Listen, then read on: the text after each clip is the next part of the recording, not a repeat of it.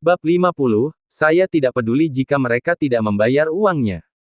Liang berbalik dan menemukan bahwa orang-orang di bawah komandonya tidak terlalu gembira karena telah mengalahkan lawannya, mereka tetap mengatur barisan dengan rapi. Terutama New Air ini, berdiri di garis depan tim dengan ekspresi tenang, sepertinya dia tidak baru saja menjalani pertarungan yang sulit. Seluruh tim tidak bergerak seperti gunung, yang benar-benar membuat orang bahagia. New Air, saya melihat tim ini telah meningkat lagi. Sepertinya Anda telah bekerja keras akhir-akhir ini. Liang berkata sambil tersenyum. Beraninya saya mengabaikan instruksi Tuan Guru Liang. New Air berkata dengan cepat, setiap hari kami bekerja sebagai penjaga keamanan di siang hari dan berlatih selama 1,5 jam di malam hari. Kami semua sudah hafal ilmu menembak yang diajarkan oleh Tuan. Saudara-saudara berlatih keras siang dan malam. Peluit besi yang Tuan minta untuk kami buat juga sudah siap. Kami akan punya satu untuk semua orang besok. Di era sekarang ini, komunikasi pada dasarnya mengandalkan berteriak dan berlari dengan dua kaki, dan efisiensinya sangat rendah. Liang mengeluarkan uang untuk membuat lusinan peluit dari logam yang biasa digunakan oleh guru pendidikan jasmani modern. New Air bertanggung jawab atas hal ini. Peluit logam jarang ditemukan di dinasti Zhou yang agung ini, dan dapat terdengar dengan jelas bahkan dari jarak ratusan meter. Lagi pula, penjaga keamanan ini bertugas terpisah, dengan hanya sekitar 4 atau 5 orang di setiap toko. Jika mereka bertemu terlalu banyak bajingan, mereka akan segera meniup peluitnya. Penjaga keamanan di sekitar yang bertugas akan segera bergegas ke tempat kejadian, menciptakan situasi di mana menggunakan lebih banyak untuk mengalahkan lebih sedikit. Ditambah dengan adanya orang yang berpatroli di jalur tetap, bisa dikatakan sangat mudah. Tuan Liang, meskipun kita telah merekrut hampir 20 saudara baru-baru ini, kita masih belum memiliki cukup orang. Banyak pedagang ingin menggunakan jasa keamanan kita. Apa yang harus kita lakukan? New Air benar-benar cemas, melihat dia tidak bisa menghasilkan uang dengan sia-sia, rasanya seperti 100 cakar menggaruk hatinya. Liang berkata sambil tersenyum, jangan khawatir, yang terpenting saat ini adalah kualitas anggota, dan kita tidak boleh melakukan ekspansi secara membabi buta demi keuntungan. Pelatihan awal untuk anggota akan diperpanjang hingga setengah bulan, dan kemudian anggota senior akan diangkat sebagai kapten keamanan, Anda jangan terlalu khawatir. New Air, jika saat kamu dan saudara-saudaramu sedang bertugas, kamu bertemu dengan gangster yang mengganggu pedagang yang tidak memakai jasa kita. Apa yang akan kamu lakukan? Mendengar ini, New Air segera menjadi energi. Apakah perlu dikatakan, mengambil uang orang untuk menghilangkan bencana bagi orang lain, para pedagang ini tidak membayar uangnya, tidak peduli apa yang terjadi pada mereka. Selain itu, jika mendukung orang-orang ini, bagaimana perasaan pedagang yang memakai jasa keamanan? Mereka adalah pemakai jasa dengan uang mereka. Setelah mendengar ini, wajah Liang tiba-tiba menjadi dingin. Untungnya, saya bertanya, bagaimana bisa begitu? Apa gunanya menghasilkan uang? Kamu putus asa karena mendapat untung sekecil itu. Mulai sekarang, setiap kali Anda melihat gangster membuat masalah, tidak peduli toko yang memakai jasa kita atau tidak, Anda harus melangkah maju dengan berani. Apakah Anda mendengar saya? New Air terkejut dan segera setuju, tetapi bagaimanapun juga, dia memiliki keraguan di dalam hatinya. Tuan Liang, secara alami kami melakukan hal-hal ini seperti yang diinstruksikan, tetapi dalam kasus ini, mengapa mereka yang telah membayar dan yang belum membayar akan diperlakukan sama? Bukankah itu akan menimbulkan ketidakadilan bagi mereka yang sudah memakai jasa kita? Liang tersenyum tenang, bagi yang sudah membayar, selama ada bajingan yang datang dan menimbulkan masalah, kalian akan memukulinya sampai dia bahkan tidak mengenal ibunya. Tapi jika pedagang yang tidak membayar diancam, dia akan dipukuli dan barangnya akan dihancurkan. Anda akan muncul tepat waktu untuk menyelamatkan mereka dari penderitaan. Jika kamu bahkan tidak bisa memahami hal seperti itu, kamu benar-benar orang bodoh. New Air terdiam setelah mendengar itu. Baru kemudian dia menyadari bahwa dia dan cendekiawan itu sangat berbeda dalam pikiran mereka. Terus terang, Liang bukanlah orang yang baik hati. Jika dia puas dengan memungut sejumlah biaya perlindungan dari suatu daerah, bagaimana dia bisa menunjukkan ambisi besarnya? Kalau berjuang ke atas akan mendapat jalan tengah, kalau mencari yang tengah akan mendapat bawah. Tinggi atau tidaknya ambisi seseorang hampir menentukan arah nasibnya. Tuan Liang, Anda benar-benar pintar. Anda tahu bahwa Liu akan membawa orang ke sini. Saya rasa mereka tidak akan menyerah di sini. Anda harus lebih berhati-hati. Ma Liu juga menghampiri dan berkata dengan cemas. Jangan khawatir, Liang tersenyum tenang, para prajurit akan menghentikan kita, dan air akan menutupi kita. Kapten Liu tidak akan pernah melepaskannya, dan dia pasti akan menyerang kita secara diam-diam dalam waktu dekat. Niu Er, kemarilah dengan telinga terpasang. Aku menyuruhmu melakukan sesuatu yang penting. Bab 51, ayo tuntut dia. Liu Heida menderita kerugian besar kali ini, dan sebagian besar orang yang dibawanya melarikan diri. Tidak hanya mereka dipekerjakan sementara, tetapi bahkan 20 atau 30 anak buah aslinya pergi tanpa pamit. Hal terbaik yang bisa dilakukan oleh bajingan lokal adalah beradaptasi dengan angin. Ketika mereka melihat kuda kuat Niu Er, dia akan mengalahkan gengnya sendiri dalam beberapa kali, dan semua amarahnya akan hilang. Orang-orang yang ditemukan Liu Heida pada awal memang tidak memiliki kesetiaan, sekarang mereka merasa tidak ada harapan lagi untuk mengikuti tuan lamanya, jadi mereka pergi mencari jalan mereka sendiri. Melihat orang-orang di bawah tangannya mengerang dan putus asa, Liu Heida pun sedikit panik. Dia benar-benar mengenal orang tetapi tidak mengenal hati mereka. Dia akhirnya tahu apa itu trik pamannya. Ketika ada peluang untuk memanfaatkan, Kapten Liu selalu memimpin. Jika dia akan mengalami kerugian, maka dia akan mengoleskan minyak pada telapak kakinya. Sekarang Niu Er tidak bisa dikalahkan. Anjing keamanan di bawah pimpinan Niu Er ikut campur dalam urusan orang lain. Hampir semua toko di daerah ini dilindungi sampai batas tertentu. Jika ini terus berlanjut, Liu Heida tidak akan bisa menghasilkan uang. Orang-orang di bawah komandonya semuanya adalah orang-orang yang mencari keuntungan. Jika Anda punya uang, Anda akan menjadi saudara laki-laki dan perempuan mereka, tetapi jika Anda tidak punya uang, Anda akan menjadi kura-kura dan bajingan. Liu Heida merasa sangat tidak berdaya untuk pertama kalinya, dan dia tidak dapat menemukan ide bahkan setelah berpikir keras.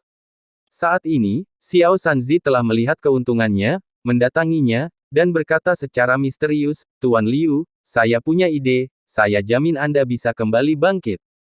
Oh, ayo, beritahu aku. Liu Heida juga menjadi tertarik, mengetahui bahwa si kecil ini punya banyak ide. Meski sering melontarkan ide-ide buruk, kini ia tetap memperlakukan kuda mati sebagai dokter kuda yang hidup, lebih baik daripada tidak berdaya.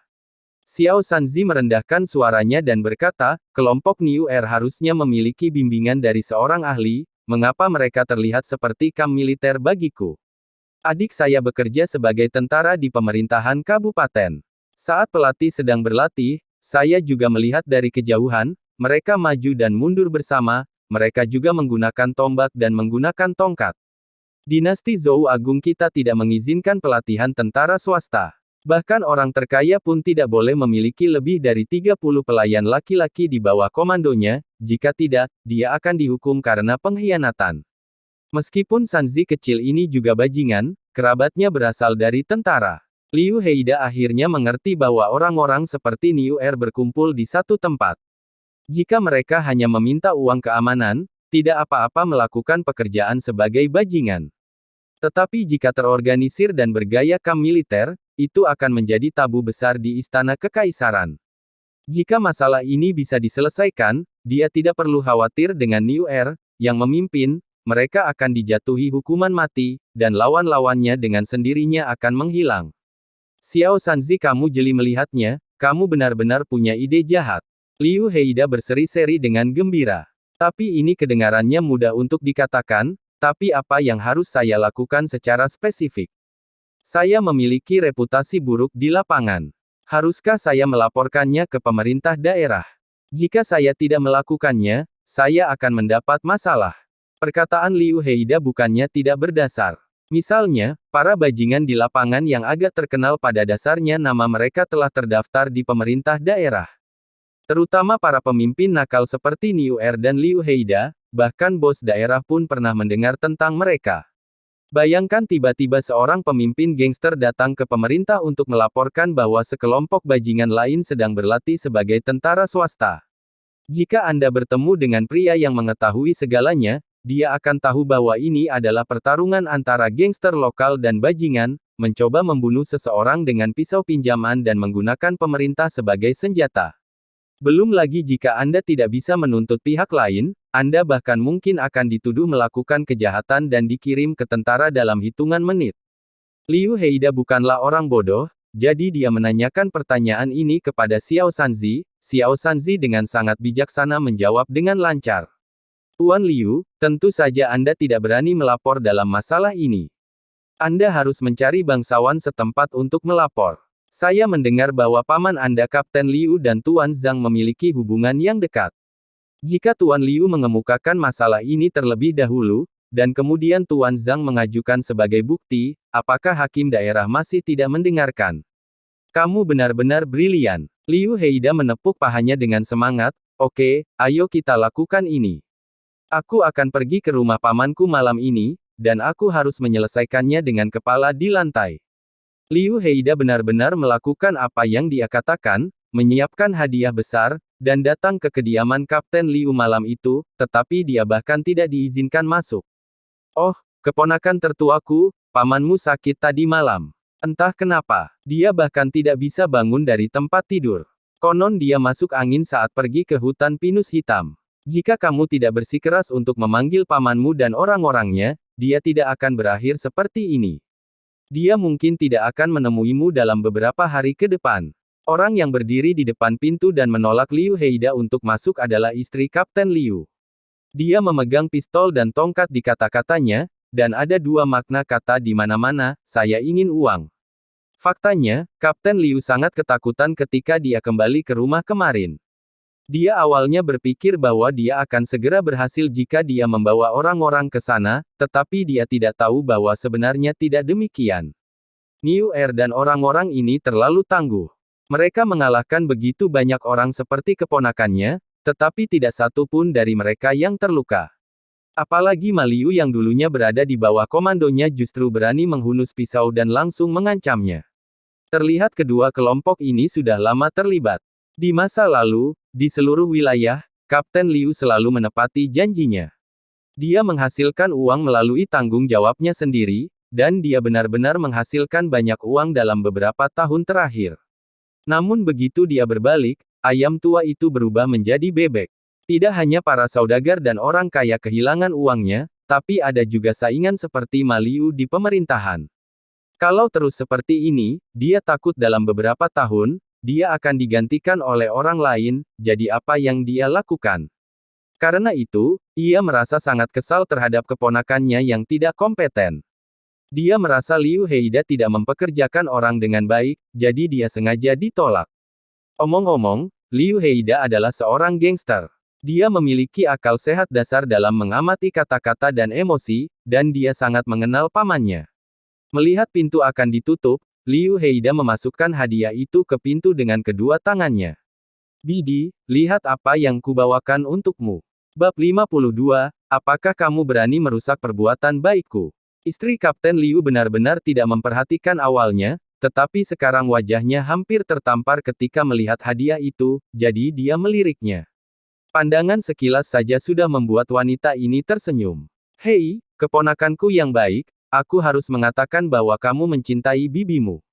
Bukankah ini pemerah pipi dan guas? Itu akan menghabiskan uangmu. Liu Heida ini sangat akrab dengan situasi di keluarga Kapten Liu, meskipun pamannya adalah seorang tokoh di daerah tersebut, dia agak dikucilkan di rumah. Selama bibinya membantu menyampaikan beberapa patah kata tentang masalah ini, situasinya akan jauh lebih baik.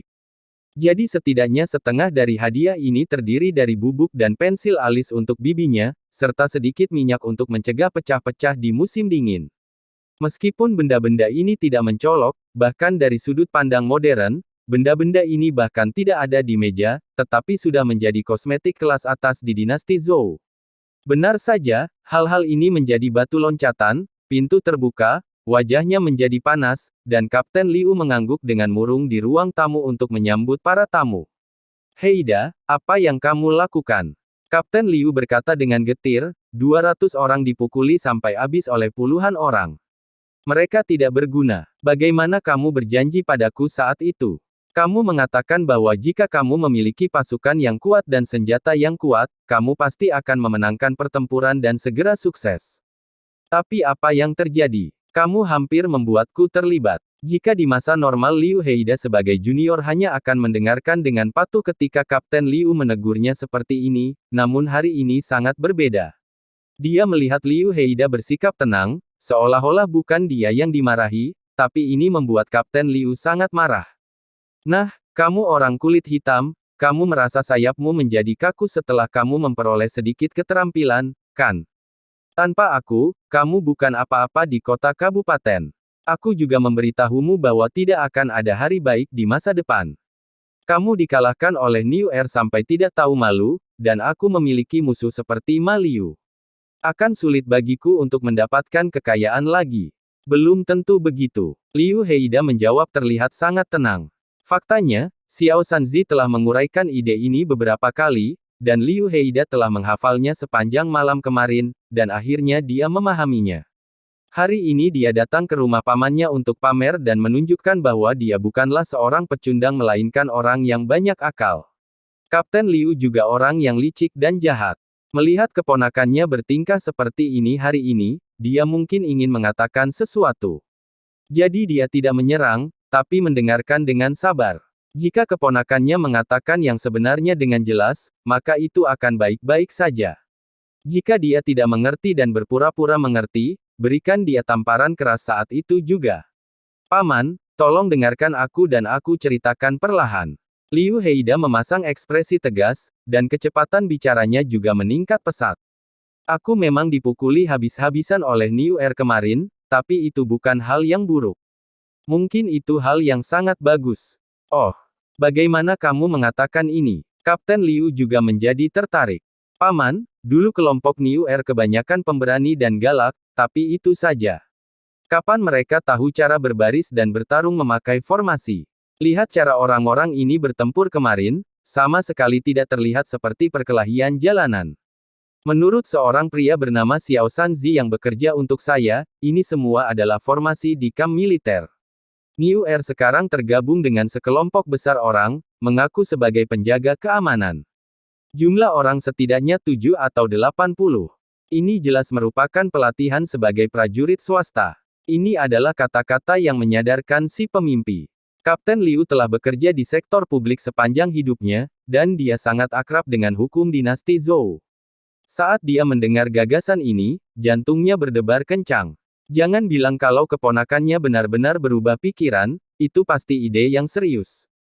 Oke, Heida, aku tidak menyangka kamu sudah berkembang akhir-akhir ini dan bisa menemukan metode ini. Mungkin kamu masih punya otak. Saya seorang pejabat, jadi tidak mudah untuk terlibat dalam hal semacam ini.